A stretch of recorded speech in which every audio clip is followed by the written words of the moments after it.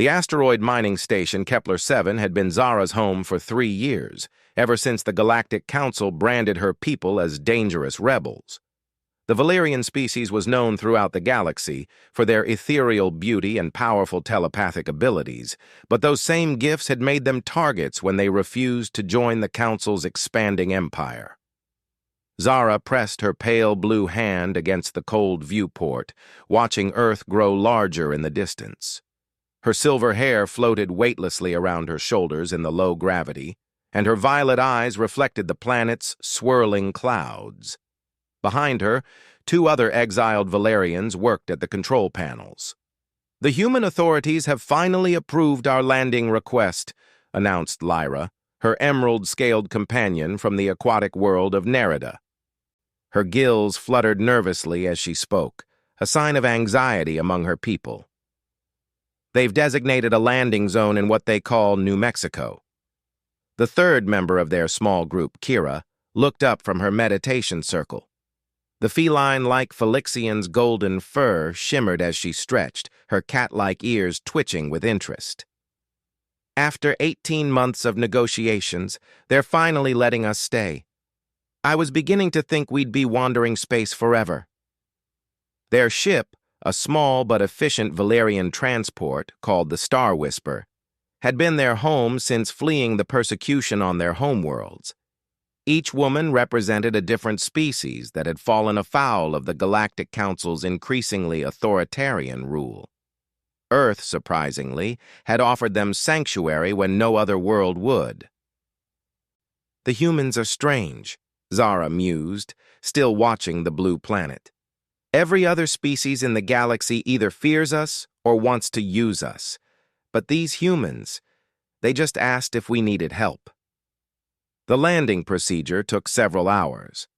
Earth's primitive technology required them to follow specific flight paths and communicate through radio waves instead of the telepathic networks most civilized worlds used. But there was something charming about the inefficiency, something that spoke to a simpler way of life. When the Star Whisper finally touched down in the desert landing zone, Zara was surprised to see how many humans had gathered to welcome them. She had expected military personnel and government officials, but there were families, children, and elderly humans holding handmade signs with messages of welcome in various Earth languages.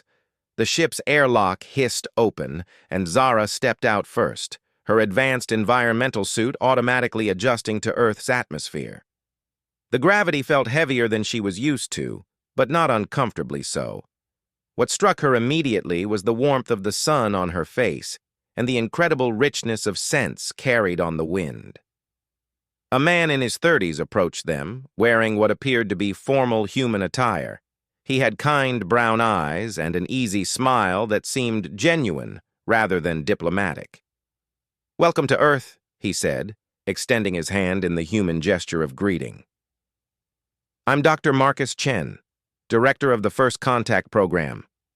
We're honored to have you here." Zara hesitated before taking his hand. Among her people, physical contact was intimate, reserved for family and close friends, but she sensed no ill intent from this human, only curiosity and genuine warmth. His touch was surprisingly gentle, and she felt a small spark of something she couldn't quite identify.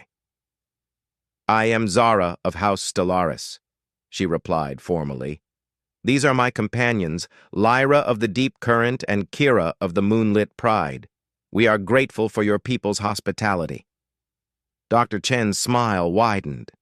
"Please just call me Marcus. We don't stand much on ceremony here. I hope you don't mind, but we've prepared temporary housing for you in the nearby town of Roswell. It seemed appropriate, given the location's history with extraterrestrial visitors."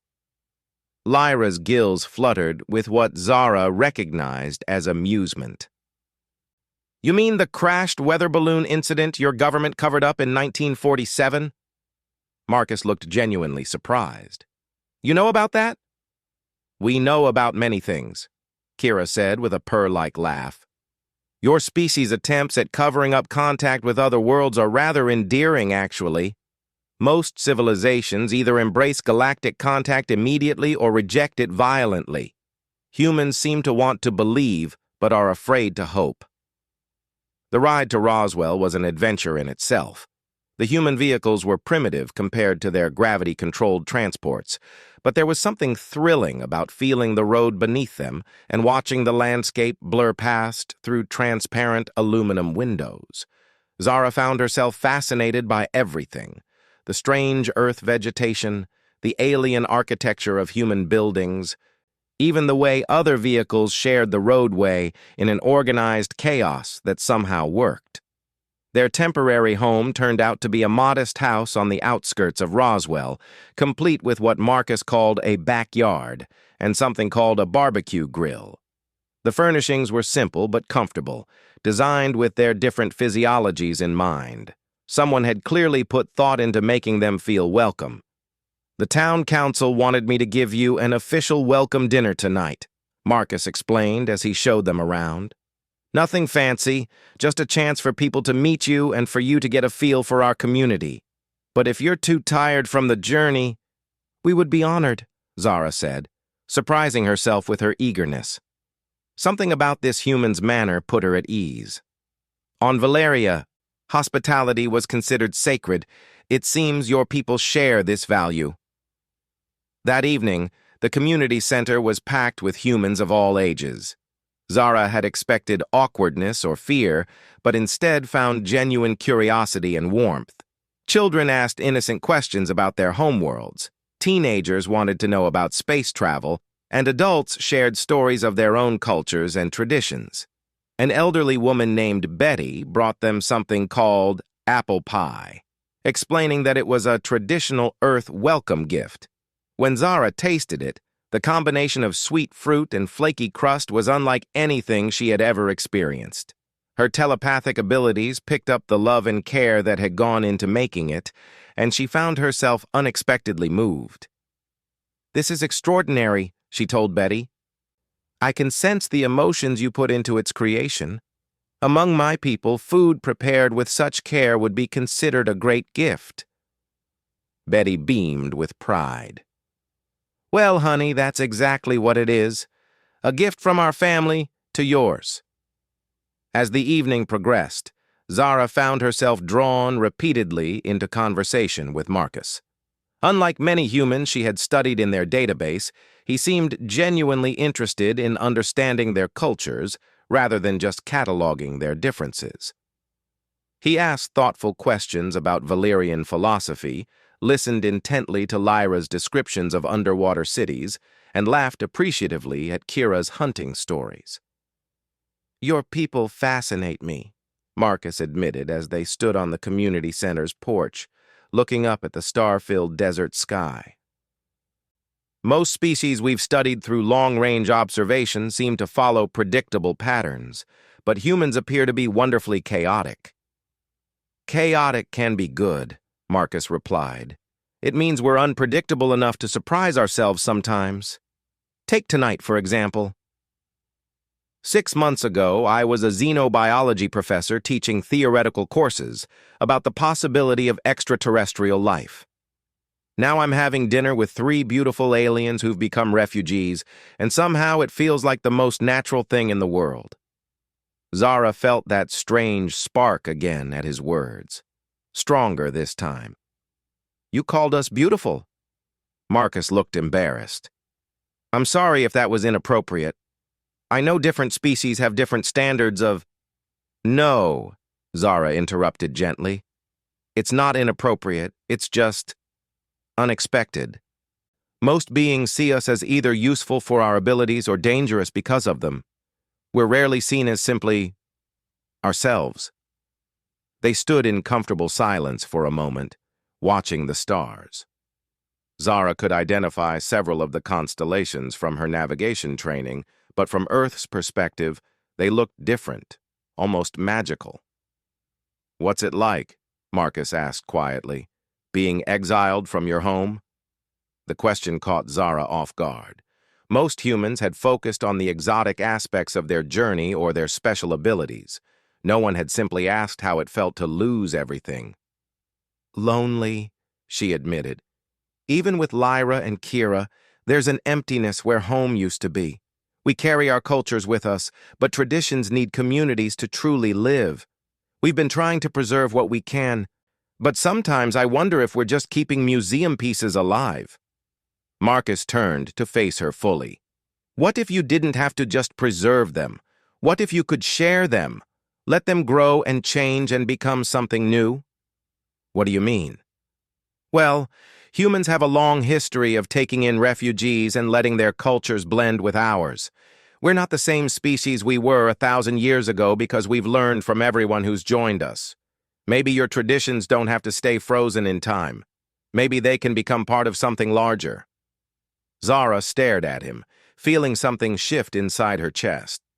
For the first time since leaving Valeria, she felt a spark of hope for the future rather than just survival. You would truly welcome us? Not as exotic visitors or temporary guests, but as permanent members of your community? Marcus smiled, and in that smile, Zara saw the answer that would change everything. Zara, I think I can speak for most of humanity when I say we'd be honored to have you stay as long as you'd like. In fact, he paused, looking suddenly shy. I was hoping you might consider staying in Roswell specifically. The university is looking for guest lecturers in xenobiology and comparative cultures. It would be a chance to share your knowledge while learning about us. The offer was more than generous. It was a doorway to a new life. But what made Zara's heart race was the hope she saw in Marcus's eyes, a hope that mirrored her own growing feelings. I would like that very much, she said softly. As if sensing the moment's importance, Lyra and Kira appeared in the doorway behind them.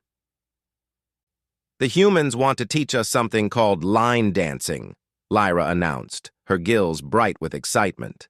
And apparently there's a ritual called karaoke that involves musical performance, Kira added, her tail swishing with interest.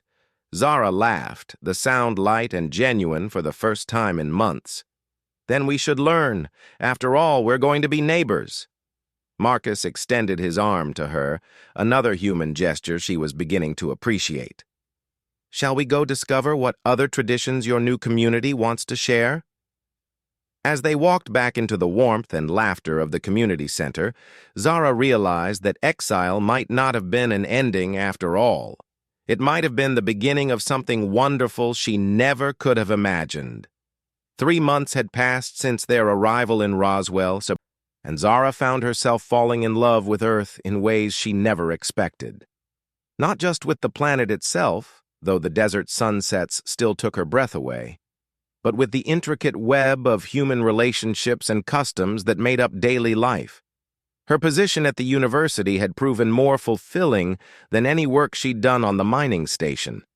Human students were refreshingly direct in their curiosity, asking questions that would have been considered rude on most civilized worlds.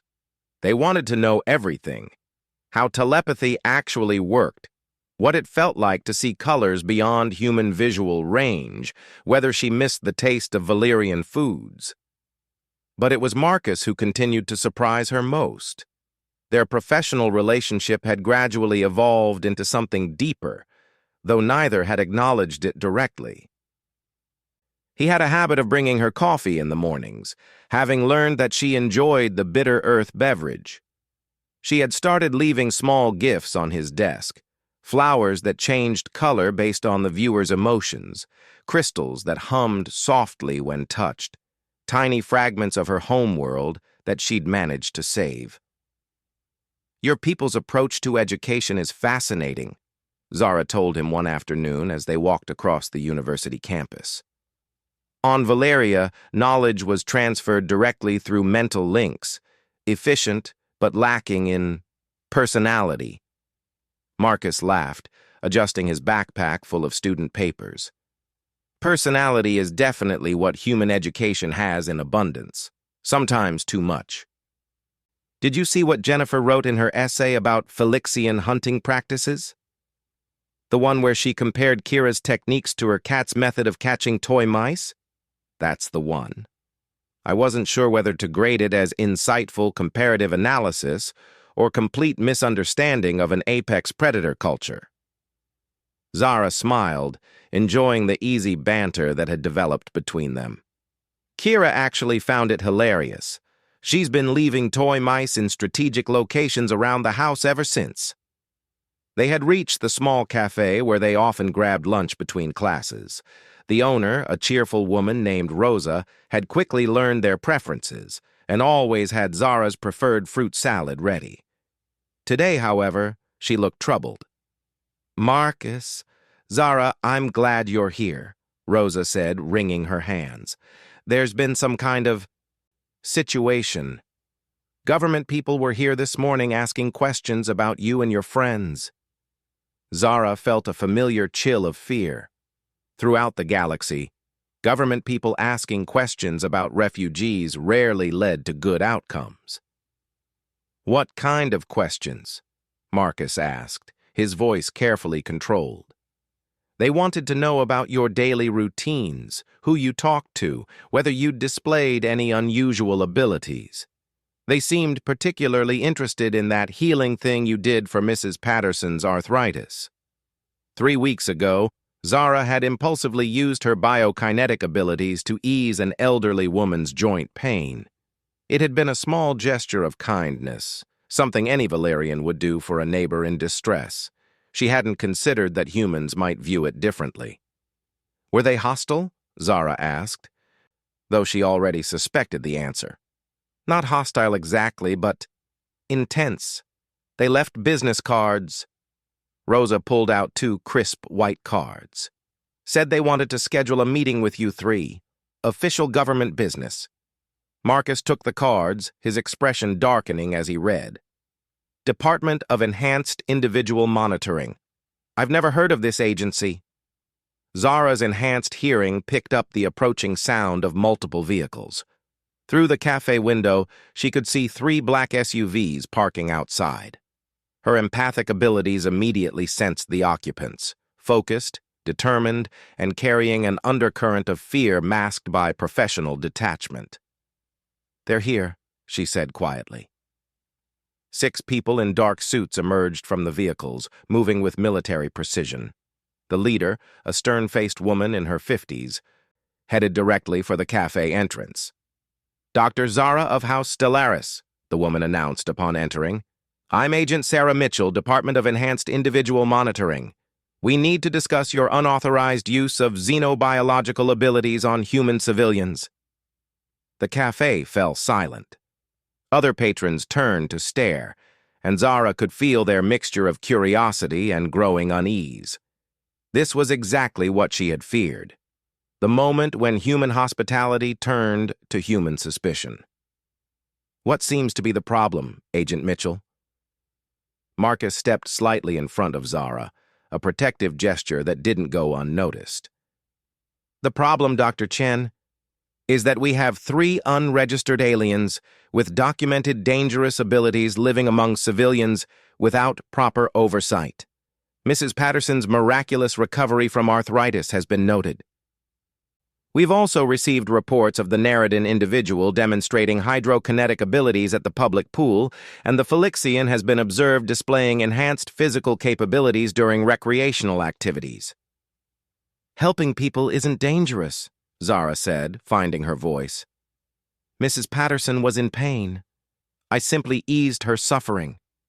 Without proper medical authorization, safety protocols, or human consent forms," Mitchell replied coldly. "Your abilities, while impressive, represent potential security risks that require regulation and monitoring." "Regulation?" Marcus's voice carried a dangerous edge that Zara had never heard before. "These women are refugees seeking asylum. They've done nothing but contribute positively to our community." "That's yet to be determined. We'll need all 3 individuals to report to our facility for comprehensive ability testing and risk assessment. Based on the results, we'll determine appropriate integration protocols." The word containment sent ice through Zara's veins. She had heard similar language before, during the early days of the Council's persecution. It always started with assessment, and integration, but inevitably led to imprisonment or worse.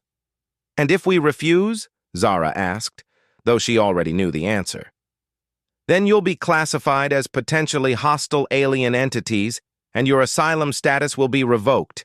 You have 24 hours to comply voluntarily." After the agents left, the cafe remained silent for several long minutes.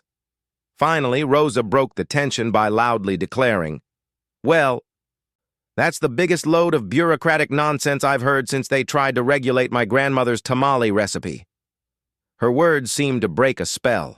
Other patrons began voicing their support, expressing outrage at the agent's treatment of the refugees. But Zara barely heard them. She was lost in memories of another world, another time when her people had been asked to register their abilities for everyone's safety. "We have to leave," she said quietly to Marcus. "This is how it always starts." "No." Marcus's response was firm. "This is not how it ends. Not here, not with you." "You don't understand," Lyra said, appearing suddenly beside them with Kira.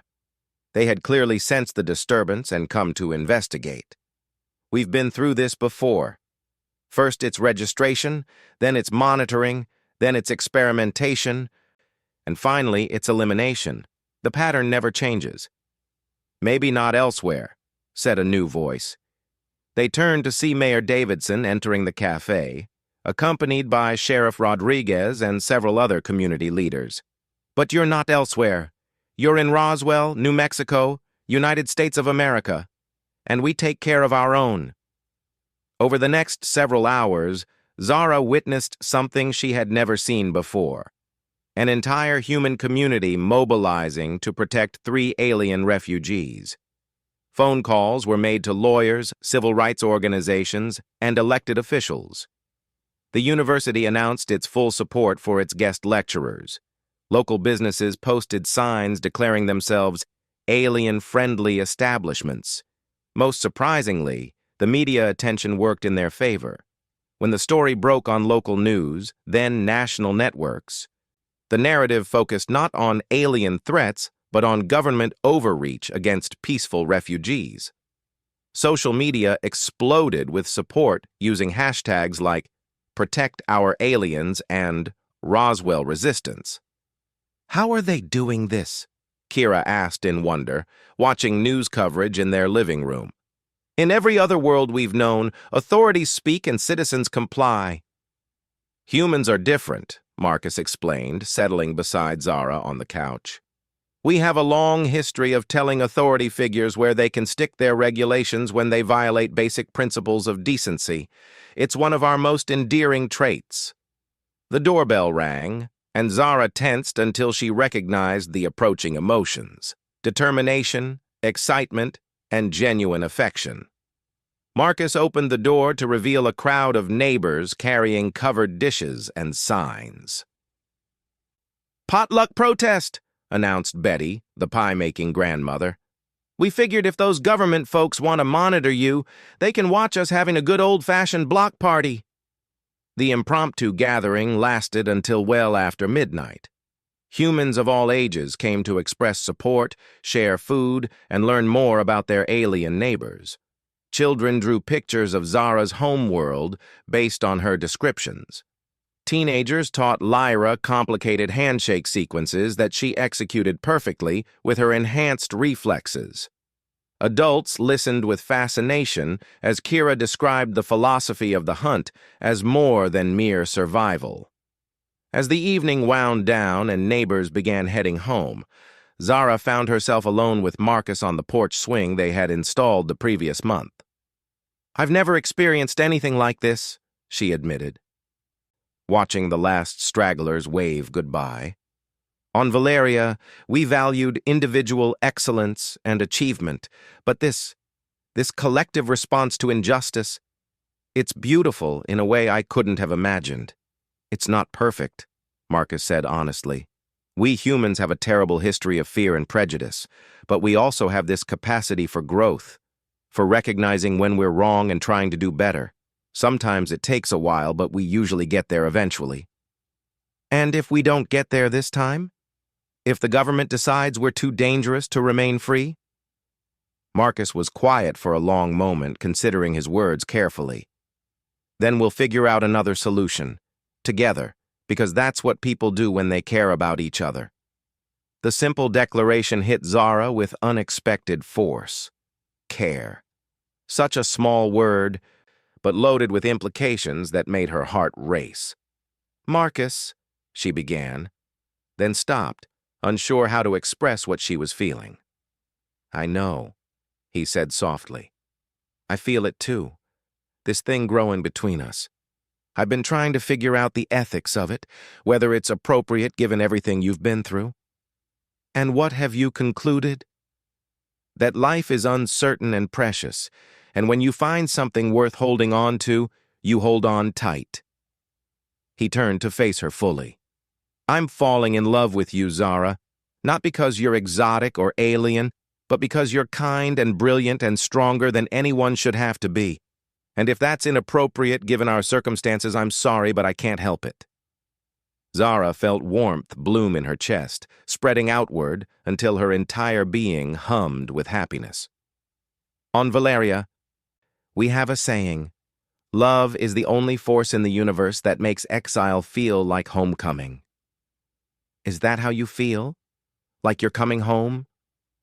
She leaned closer, close enough to smell his distinctly human scent and feel the warmth radiating from his skin. "With you? Yes. Completely, yes." Their first kiss was tentative, careful, a meeting of two different species learning how to express affection across biological barriers. But the emotion behind it was universal, transcending the vast differences between human and Valerian physiology. When they broke apart, Zara noticed that her skin was glowing softly with bioluminescent patterns, an involuntary Valerian response to strong positive emotions. "You're literally glowing," Marcus whispered in wonder. "It's embarrassing," Zara said, trying to will the lights to fade. "Among my people, it's considered very revealing of inner emotions." "Don't stop it," Marcus said, reaching out to trace one of the glowing patterns on her arm. "It's the most beautiful thing I've ever seen. You're the most beautiful thing I've ever seen." In the distance, a phone rang inside the house, then another. Through her enhanced hearing, Zara could detect similar sounds from houses throughout the neighborhood. Something was happening. Marcus's phone buzzed with a text message. He read it and immediately stood, his expression shifting to concern. "What is it?" Zara asked, though her empathic abilities already sensed the change in his emotional state. That was Mayor Davidson. "The federal agents aren't waiting until tomorrow. They're mobilizing tonight. We have maybe an hour before they arrive with what they're calling a containment team." The brief moment of happiness shattered, replaced by the familiar cold fear of persecution. But this time, something was different. This time, Zara wasn't facing the threat alone. The call to arms that went out across Roswell that night would later be remembered as one of the finest examples of human solidarity in the face of injustice. Within 30 minutes of Mayor Davidson's emergency phone tree, nearly 300 residents had gathered in the town square, armed with everything from camping chairs to thermos bottles of coffee. "This is insane," Agent Mitchell said into her radio as she surveyed the crowd from her command vehicle. "We're dealing with a peaceful demonstration, not a riot. These people have set up folding tables and are serving cookies." Indeed, what had started as a protective gathering had quickly evolved into something uniquely human, a block party with a purpose. Someone had brought a portable generator and string lights. The high school band had shown up with their instruments. Mrs. Chen from the Chinese restaurant had arrived with several large pots of soup, declaring that anyone standing up for justice deserved a proper meal. Zara, Lyra, and Kira stood at the center of it all, overwhelmed by the outpouring of support.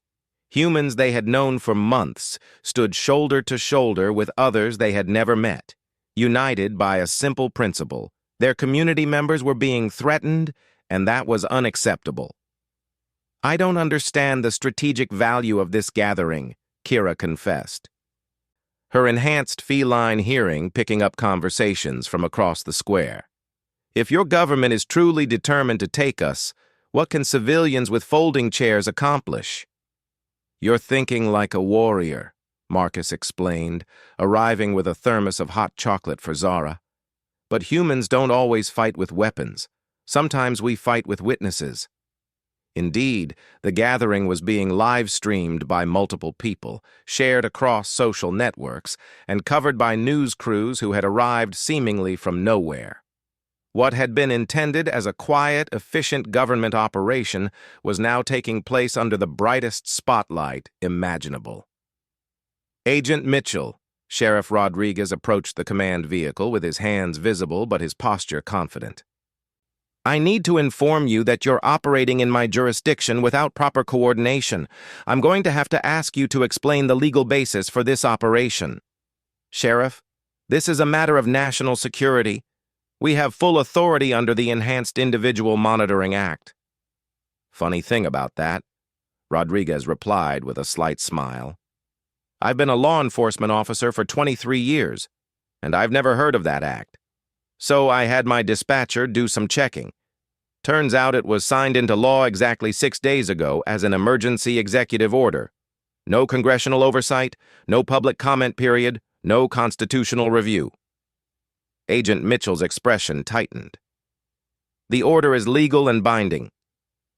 Maybe so, but it's also being challenged in federal court as of 2 hours ago.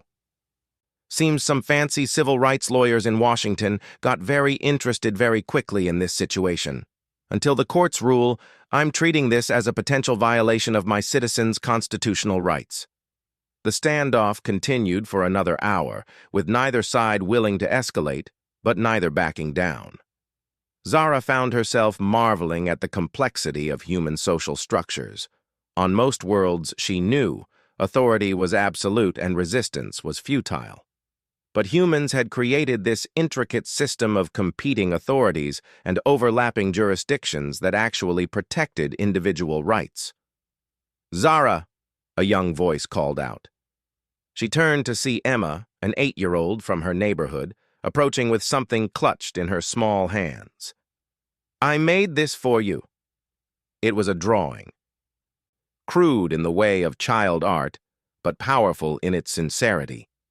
It showed Zara, Lyra, and Kira standing in front of a house labeled Home, with stick figures of humans surrounding them protectively. At the bottom, in careful crayon letters, it read, Aliens are our friends. This is beautiful, Emma, Zara said, kneeling down to the child's level. Thank you. Are the bad men really going to take you away? Emma asked with the directness that only children possess. Before Zara could answer, another voice cut through the crowd. Not if I have anything to say about it. Everyone turned to see a convoy of vehicles approaching, but these weren't government SUVs. They were news vans, civilian cars, and buses from other towns. As they drew closer, Zara could see the passengers. More humans, hundreds of them, carrying signs and banners. Word got out, Mayor Davidson announced with satisfaction. Seems folks from Albuquerque, Santa Fe, and even Phoenix decided to drive down and join our little party. Agent Mitchell spoke urgently into her radio. Command, we have a situation escalating beyond our operational parameters.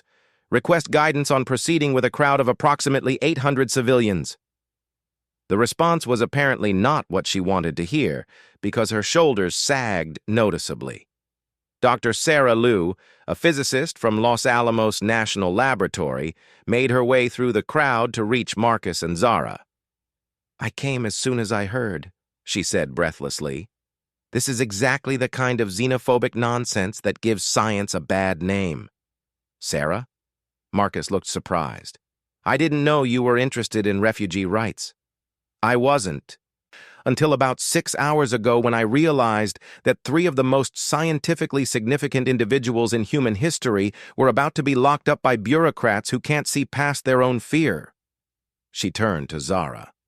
Do you have any idea what your people's telepathic abilities could teach us about consciousness? Or what Lyra's aquatic adaptations might reveal about evolutionary biology? Or how Kira's enhanced reflexes could revolutionize our understanding of neuromuscular systems? Sarah, Marcus warned, they're not laboratory specimens. Of course they're not. They're potential colleagues, friends, maybe even family. That's exactly my point. She faced Agent Mitchell's direction and raised her voice. This is the stupidest waste of scientific opportunity since we burned down the Library of Alexandria. Her declaration was met with cheers from the crowd, and Zara felt a warmth that had nothing to do with the desert night's temperature. These humans weren't just protecting them out of abstract principle, they were defending them as valued members of their community. A new development caught everyone's attention as several black vehicles approached from a different direction. But instead of more agents, out stepped individuals in suits that Zara recognized as legal professionals. Ms. Agent Mitchell. A dignified woman in her 60s approached the command vehicle. I'm Attorney General Patricia Santos. I believe we need to have a conversation. What followed was a rapid series of conversations conducted in low voices, but with obvious tension. Through her enhanced hearing, Zara caught fragments. Constitutional violations, international incident, media disaster, and complete operational shutdown. After 20 minutes, Agent Mitchell emerged from the huddle looking like someone who had just been thoroughly outmaneuvered. Ladies, she addressed Zara, Lyra, and Kira with obvious reluctance, it appears there have been some complications with our authorization. The operation has been suspended pending legal review. The cheer that went up from the crowd was deafening. People hugged, someone started playing celebratory music, and Emma tugged on Zara's hand. Does this mean you get to stay? The little girl asked. It means we get to try, Zara replied, picking Emma up in a gesture that would have been unthinkable among her formal Valerian upbringing, but felt perfectly natural now. As the government vehicles departed and the celebration continued around them, Marcus found Zara standing quietly at the edge of the square, looking up at the stars. Regrets? He asked softly. The opposite, she replied. I was thinking about something you said earlier, about humans having a capacity for growth and recognition when they're wrong. What about it? On Valeria, we prize perfection. Our society was elegant, efficient, and completely static. We never grew because we believed we had already achieved the ideal form. She gestured toward the crowd of humans celebrating their victory. But this beautiful, chaotic, inefficient gathering of people who barely know each other but came together anyway. This is what growth looks like. This is what hope looks like. Marcus moved closer, close enough that she could feel his warmth in the cooling desert air. Is this what love looks like too? Zara turned to face him, her skin beginning to glow again with the soft bioluminescent patterns that revealed her emotions. Among my people, we have a bonding ceremony called the Starlight Joining. Two souls merge their light patterns to show that they choose to navigate the darkness together. That sounds beautiful. Is it something that could work between different species? Instead of answering with words, Zara reached out and took his hands. She closed her eyes and let her bioluminescent patterns flow freely, cascading down her arms and spreading across their joined hands. To her amazement and delight, Marcus's human bioelectricity responded, creating a faint but visible glow where their skin touched. I think, she whispered, that love finds a way to translate itself across any barrier. Their second kiss was witnessed by half the town, but neither of them cared. Around them, the celebration continued, but they were lost in their own moment of connection. So what happens now? Marcus asked when they finally broke apart. Now we build something new, Zara replied. Not Valerian, not human, but something that incorporates the best of both. We create a life together. 6 months later, the small chapel in Roswell hosted its first interspecies wedding ceremony. Zara wore traditional Valyrian ceremonial robes that shifted color with her emotions, while Marcus wore a human tuxedo with Valyrian light crystals sewn into the lapels. The ceremony itself was a beautiful blend of traditions from both worlds. Lyra had found love with Dr. Santos, the Attorney General, whose passion for justice matched the Neredan dedication to protecting the vulnerable. Their relationship had begun during the legal proceedings and blossomed into something that transcended the boundaries between land and sea. Kira had surprised everyone by falling for Rosa, the cafe owner, whose fiery temperament and fierce loyalty perfectly complemented the Phylixian warrior spirit. Their courtship had involved elaborate culinary competitions and debates about hunting versus farming that had become legendary in town. But perhaps the most significant change was in the three women themselves. They had stopped being exiles and become pioneers, the first of what everyone hoped would be many peaceful refugees finding new homes among humanity. "Do you ever miss it?" Marcus asked Zara on their wedding night as they sat on their porch looking up at the stars. "Your homeworld, your people, the life you had before?" Zara considered the question seriously, as she did all of Marcus's thoughtful inquiries. "I miss the beauty of it," she admitted. "The crystal spires, the singing forests, the way thoughts could flow between minds like music. But I don't miss the isolation of perfection." She gestured toward their neighborhood, where lights glowed in windows and the sounds of human life carried on the evening breeze. "Here, every day brings something unexpected. Children grow and change, adults make mistakes and learn from them. Communities face problems and find solutions together. It's messy and inefficient and absolutely wonderful." "And us? Do you regret choosing this path with a primitive human?" Zara laughed, the sound musical in the still air. "Marcus Chen, you are many things, but primitive is not one of them. You're evolved in ways my people never dreamed of. You chose love over fear, hope over despair, growth over stagnation. That's not primitive, that's revolutionary."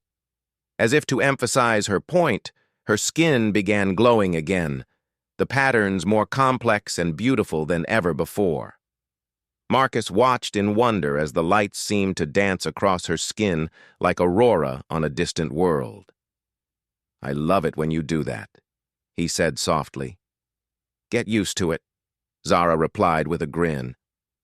"I have a feeling I'm going to be very, very happy for a very long time." Above them, the stars shone down on a small desert town that had become a beacon of hope for refugees throughout the galaxy. And in houses throughout the neighborhood, three couples from different worlds settled into sleep, dreaming of the future they would build together. The next morning would bring new challenges, new opportunities, and new proof that love truly was the most powerful force in any universe. But for now, in this perfect moment under the vast New Mexico sky, all was well in the small corner of Earth that had become home to three alien hearts and the humans who had chosen to embrace them. The exile had ended.